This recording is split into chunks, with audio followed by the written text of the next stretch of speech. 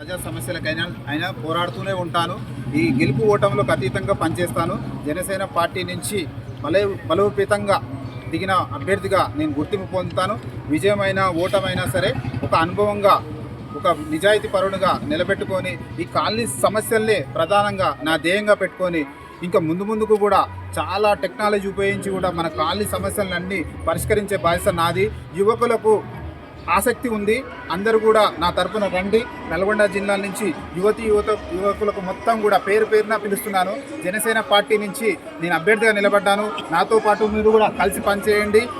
అద్భుతమైనటువంటి యువత ఏం చేస్తుంది, తెలంగాణ యువత ఏం చేస్తుంది అనేది ఒక అధికార పార్టీకి కానీ ఇతర పార్టీలకు కానీ కూడా తెలియపరిచే విధంగా నేను ముందుకు నడుస్తున్నాను. కాబట్టి మీరు అందరూ కూడా నాకు ధైర్యంగా నా వెనుక ఉండి పవన్ కళ్యాణ్ సార్ గారి ఆశీస్సులతో నేను ఇంకా ముందుకు వెళ్ళాలి, మంచి భవిష్యత్తులో ప్రజలందరినీ నడిపించాలి అని ధ్యేయంతో జనసేన పార్టీలో అడుగుపెట్టాను. అదే యువతకు ఆదర్శంగా నిలబడాలని నా కోరిక.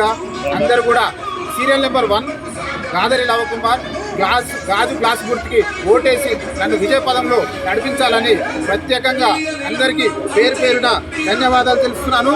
అలాగే నా స్టిక్కర్స్ చింపేస్తున్నారు. అవి ఇప్పుడు మీడియా